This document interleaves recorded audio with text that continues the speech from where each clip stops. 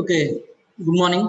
In this session, we are going to know about the cloud enabling technology. Under the cloud enabling technology, one of the important technology here is a service technology. Here, what is the service technology here? It is the system. It is a simple technology in the cloud. It is a software that it assists the customer service teams in achieving the customer success. Here, some of the tools are there for the cloud service technology. Here, what are the important tools here? These tools are used to improving the workflow efficiency and make it easier for the company to provide a effective solution to their customers. That is a very important technology. Here is a cloud service technology, one of the enabling technology. Here, the service technology is a keystone foundation of a cloud computing that formed the basis as a software, that not a software, as a service cloud delivery model. As a service, here the cloud service having several technologies. The several technologies are used to realize and build upon a cloud-based environments. Here, these are all technologies. The one is a web technologies, and then REST technologies, and then service agent, and then service middleware. These are all different technologies used to realize and build upon a cloud-based environment. The first technology, web services. In the service web services, what are the web services here? The first service here is a web service description language, and then XML schema definition language. That means simply call it as a XML schema. That means the diagram shows the middle one, WSDL, web service description language. Here it defines the type for the XML schema and then binds to SOAP. What is an SOAP? Simple Object Access Protocol. SOAP is a simple object access protocol. And then finally, the universal description, discovery and integration. Here, these are all different web services here in provided by the service technology. Under service technology, you have these number of services are there. The first one, web service, that means this indicates that the diagram indicates how the overview of how generation web service technologies related to each other. The relation, it indicates the relation. And then the UDDI enables the delivery of WSDL. You know where WSDL in the sense web service description language. UDDI means universal description discovery integration. That means UDDI enables the discovery of WSDL, and then the UDDI is accessed by using SOAP. That means simple object access protocol. These are all different services. And then coming to the first service, web service description language. Here, what is a web service description language? This markup language, just like a HTML, XML. This is a this markup language used to create a, that means any markup language create a web service description language definition that defines the application programming interface of the web service. Here it defines the application, that means web client application, and then defines the web server. In between a web, there is a communication is there. That is a web service description language. Here, what is the purpose of a web service description language? This markup language used to create a WSDL definition. WSDL definition that defines the application programming of the web service. Here coming to the second important service here is a XML schema definition language. Here what is the XML schema definition language? Messages exchanged by the web services must be expressed by using XML. XML schema definition. XML overall design. Here, XML schema describes the structure of XML document. Here, what is the thing here? XML schema. What is the necessity here? Define the or describes the entire structure of a XML document, and then XML schema language is also referred as a XML schema definition. XML schema definition language or XML schema is simply called as XML schema definition, XML schema language, XML schema definition language, all are similar. And then coming to the simple object access protocol. Here simple object access protocol. Here in this case, you have a one application is there. Another application B is there. Here there is a data storage. That means the SOAP sender, SOAP receiver. Here, what is that means there is a communication. SOAP sender sends a request. SOAP receiver process the request. Here, by using get caught data and then store the data in a database and then prepare a response and then send that response to the SOAP sender. Here, this SOAP, formerly known as a Simple Object Access Protocol. This standard defines a common messaging format. A common messaging format used for request response messages exchanged by the web services. Here always it is a format, messaging format, the common messaging format. It defines the common messaging format. This format for the request and response messages exchanged by the web services. And then the last important web services here is a universal description, discovery, integration. Universal description, discovery, integration. Here, the client system. First, the server register UDDI registry, and then client lookup UDDI registry, and then invoke call the server services. Here coming to the this standard regulates the service registry. That means this standard regulates the service registry in which WSL definition can be published as a part of service catalog for the discovery purposes. That is a main purposes of UDDI.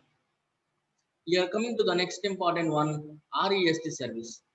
That means the representational services.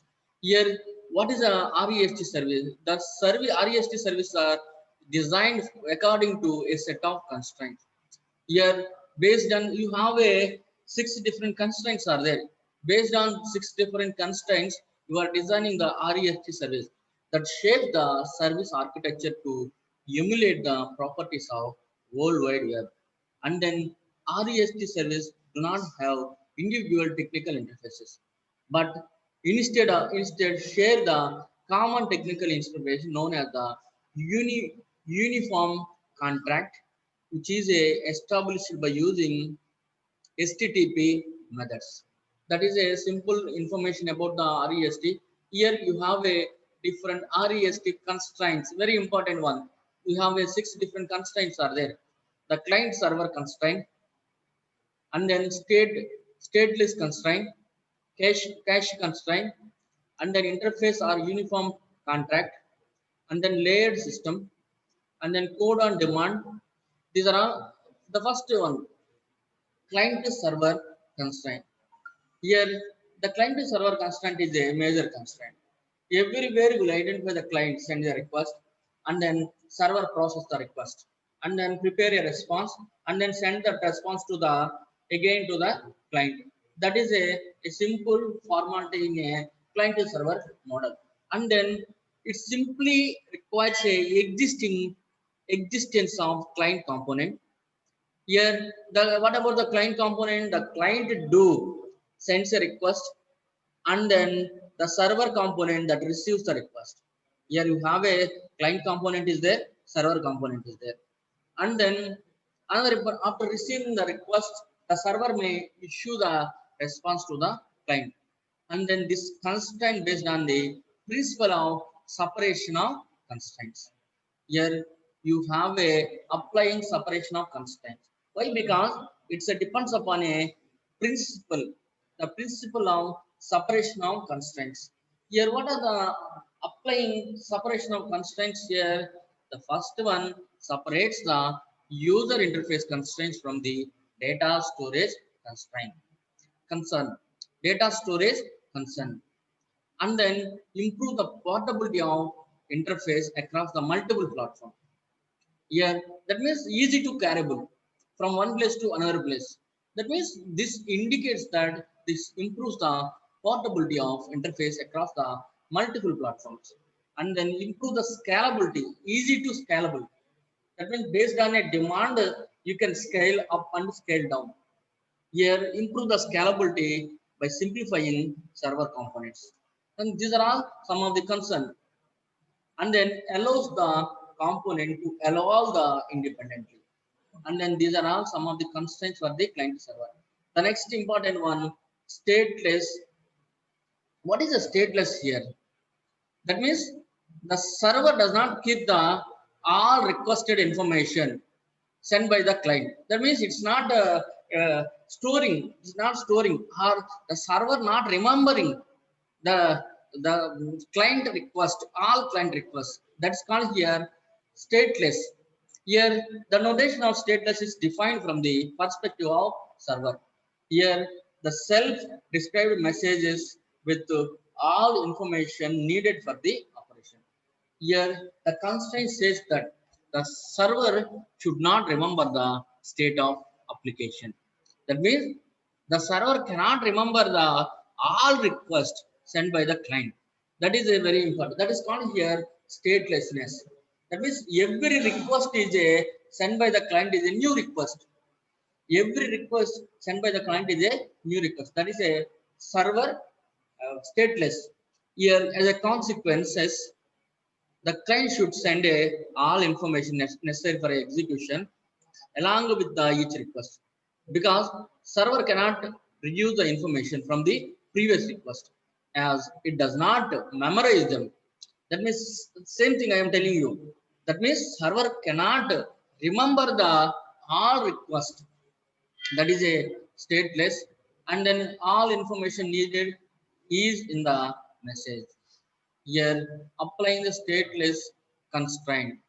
Here, the session state is a kept entirely on a client, and then visibility is improved since monitoring system does not have the how to look beyond a single request. And then reliability also improved due to the easier recoverability from the partial failure, because that server cannot remember the each and every request. That is the main thing. And then scalability also improved due to not having to allocate the resources for storing state. And then the server does not have how to manage the resource use across the request. And then coming to the cacheable, the storage, cacheable in the sense storage. Here, the previous not having the cacheable request. Here, if you see here, it is a stateless. Here, the client and server, there is a cacheable request, cacheable in the storing.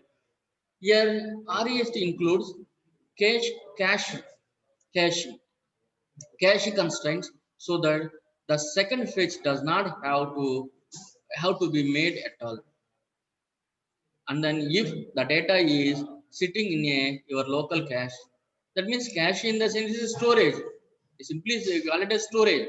That means can be request that only use the partial network resources if the storage is intermediary or server side. And then if your data can be designed in such a way to take the advantages of this, you can reduce the total network traffic by order of magnitude. And then for some of the adding optional non-shared caches, the data within a response to request is simply the implicitly or explicitly labeled as a cacheable or not cacheable. If the response is cacheable, then The client cache is given a right to reuse the response data for the later or equivalent request. And then this is used to improving the efficiency, scalability, user perceived performance. And then trade-off, the cacheable constraint reduce the reliability. That means not improving the reliability. That means there is a reliability problem here. If system one component fail, the system cannot work. And then coming to the uniform interface, the another service here is a uniform interface. Here same interface for the all interactions, servers and nodes, same interface. That is called here uniform interaction. The diagram shows the there is only one interface is there, same interface for the for all instruction, server and nodes. Your uniform interface constraint at a higher level means the interface for the component needs to be as a generic as possible. That means same interface you are using. That's a uniform interface. Here it simplifies and decouples the architecture, which enable each part of the architecture to evolve the independent by applying uniform interface constraint. That means what are the things by applying uniform interface constraint? The overall system architecture is simplified. That means you can simplify the overall system architecture by using uniform interface, and the visibility of interaction also improved. Implementation are decoupled from the service they provide, they encourage the independent. And then trade-off. The trade-off here is they degrade the efficiency. Since the information is transferred in a standardized form rather than one which it is specific to the application needs. And then further the uniform, that means it's the uniform interface having the four sub constraints are there. The first one is the identification of resource, one constraint. Other one is the manipulation of resources by using representation, another constraint. And then self descriptive messages, that means another constraint. That means this uniform interface constraint having the four the sub constraints are there. And then hypermedia as the engine of the application state. Here these are all sub constraints of a uniform interface. The fifth constraint here is a layered system. Here it's having the layer, that means a number of layers are there. Layer 1, layer 2, layer 3, that means two layers, server and then other and inter n, other inter n. That means layer system. The node, interior node, that is a client you are using.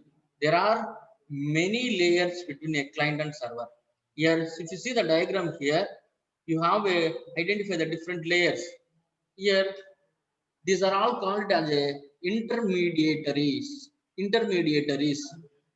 intermediates only can be added at various point in a request response path without changing the interface between a component. That means if you identify the middle one, middle node here is a intermediaries, and then where they don't they do things to passing to pass messages such as the translation, improving that means improving the performance with the caching. That means these are all some of the things. The layered system, the intermediary node here, that means intermediary node, how can you represent intermediate node here? Sometimes you may use the proxies, sometimes you may use the gateways. Intermediary node can be use the message and act upon it. That means it will view the message, that means it will react based on that one. Here if you show the proxies, here, proxies are selected by the client, while gateways are selected by the origin servers. Here, the origin servers, these are all origin servers here. Here, the what is the thing here? Proxy selected by the client. The client select the proxy server, and then some origin servers are selected by the gate. That means gate origin servers selected the gateways and are imposed by the network. Here coming to the by applying the layer system constraint. What are the things you have to do? The similar to the client to server constraint in this improve the simplicity by separating the constraint. Here it can be used to encapsulate the legacy services and product the new services from the legacy system, legacy client. And then intermediates can be used to improve the system scalability by enabling the load balancing. Load balancing, distribution of different tasks. The load balancing, what is the work of load balancing for distributing the different tasks among the nodes. And then by applying the layered system constraint, the placing the shared caches at the boundaries of the organization domain can result in a significant benefits. Can also enforce the security policies, for example, firewalls. The intermediate can actively transform the messages content since the messages are self-destructive. There, um, that is a thing. There is a trade-off is there. What is the trade-off here? Overhead is there. Adds extra overhead, and then the latency, time. That means it takes us some time, and reduce the user perceived performance. That means it reduce the. That means it add the overhead and latency, and reduce the user performance. That is a thing. Final RISK service is a code on demand. Is a code on demand. What is a code on demand here? The client script can be, that means client writing a some script. The script can be downloaded to add the factories to the clients. That means features to the client. Some of the features to the client. The code on demand. The code on demand is an optional constraint. It allows the see here diagram. That means the code written by the client only. It allows a client to download and execute the code from the server. And then by applying clone on demand constraints, what are the things you do? Simplify the client. Hence, promote the reduced coupling features. And then improve the scalability. That means scaling up and scaling down. And then other one trade-offs are there. Reduce the visibility generated by the code itself, which is a hard for the intermediary to interpret. And then other important service here is a service agent. What is a service agent? The third important component in a service technology. The service technology component here is a service agent. The service agents are event driven programs. These are all simply programs here. Here, what are the purpose of these programs here? Here, intercept the messages at runtime. Here, these programs are designed to intercept messages at runtime. And then there are active service agent is there, and then passive service agent. Two types of agents are identified. One is an active service agent. Here, what is an active service agent here? Active, that means performing some actions. Here, the active service agent performs an action upon the interception and reading the content of the message. And then passive service agent. What is a passive service agent here? The passive service agent not change the message content. Here you will not change, or it do not change the message content. That means the content, the reading, the active service agent can change the message content, but here you cannot change the message content or content of the message. That is a service agent. In the service agent, the cloud-based environment depends on the use of system level. And then the customer service agent, there is a customer service agent to perform the much of the runtime monitoring, measuring the required to ensure the future. For example, what are the futures here? Elastic scaling, and then pay for use billing. That means elastic scaling, scalability, scaling up as well as the scaling down product, the properties, and then pay for use billing. That means what you pay. That means Amazon provides such type of facilities. You will use whatever you use. For that only you should pay the bill. Can be carried out instantly. That is a service agent work. The fourth important one here is a service middleware. The service technology, fourth important service here is a middleware service. The middleware platform that evolved from the message messaging oriented middleware platforms, and then it is used primarily to facilitate integration to sophisticated service middleware platforms designed to accommodate the complex service compositions. And then two most common type of middleware platforms services are there. That means to services to computing are the enterprise service bus. That means what are the enterprise service bus? That means it is a range of intermediary processing feature. It includes the service brokerage, routing, and then message queuing. That means some of the parts includes the enterprise bus, enterprise service bus. The second one here is a orchestration platform. Here, these environments are designed to host and execute the workflow logic that drives the runtime composition of the services. These are all two parts. That means this is a some reference. That means not only this Wikipedia also, I use the Wikipedia also. Okay, ma. Thank you.